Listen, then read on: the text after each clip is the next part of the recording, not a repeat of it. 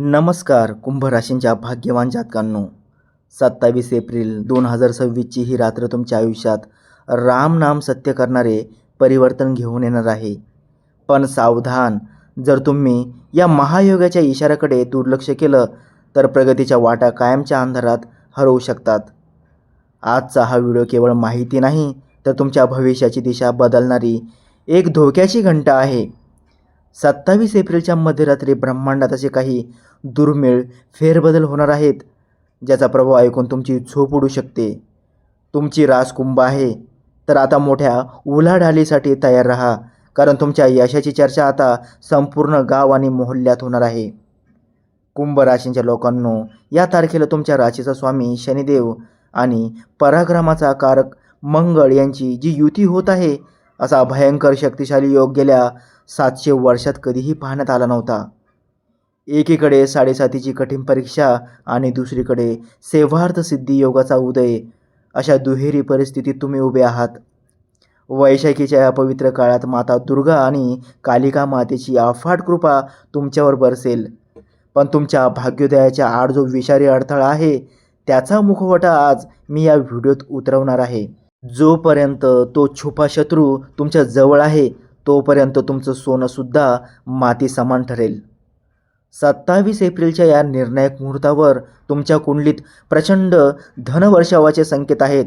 पण हे भाग्य टिकवायचं असेल तर तुम्हाला तुमचे प्लॅन अत्यंत गुप्त ठेवावे लागतील.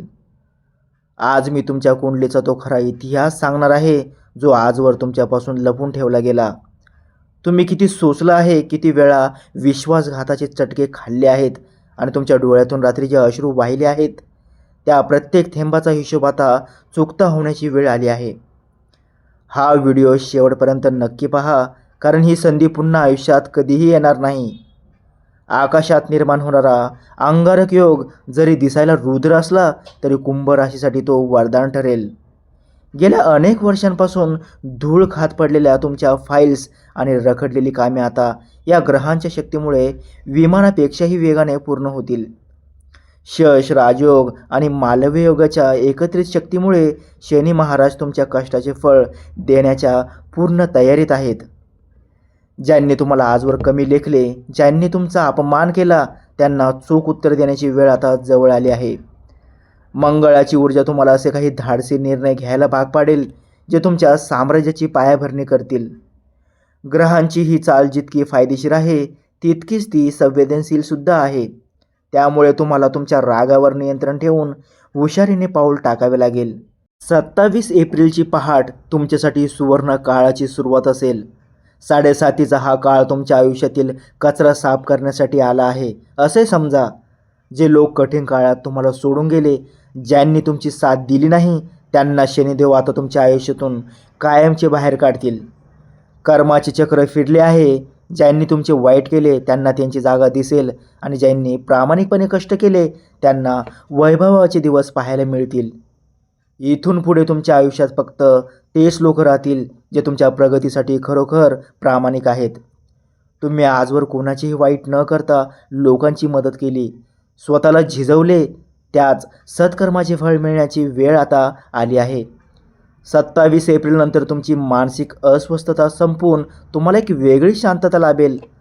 आता वेळ आहे स्वतःसाठी आणि स्वतःच्या कुटुंबासाठी सुखाचे साम्राज्य उभे करण्याची. पण सावध राहा, या काळात तुमच्या पाठीत खंजीर खुपसणाऱ्या त्या शत्रूचा चेहरा समोर येईल, जो बाहेरचा नसून तुमच्या रक्ताच्या नात्यातला किंवा जवळचा मित्र असू शकतो.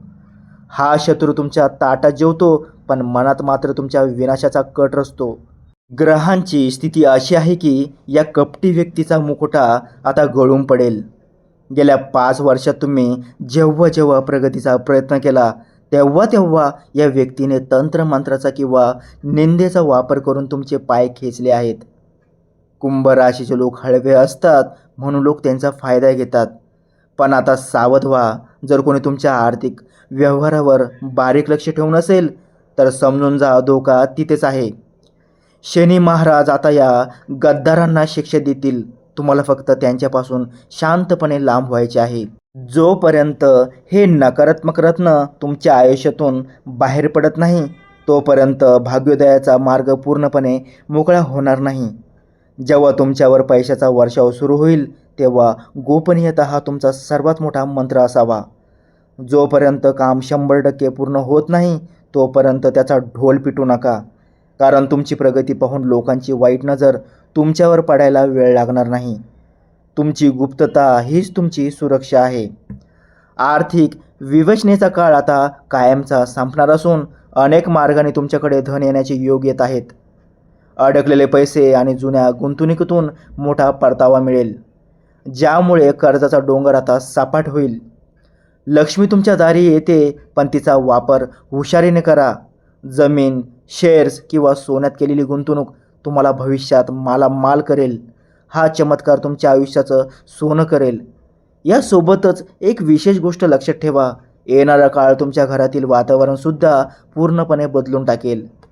ज्या कुटुंबात आजवर पैशावरून किंवा छोट्या कारणावरून वाद होत होते, तिथे आता प्रेमाची बरसात होईल.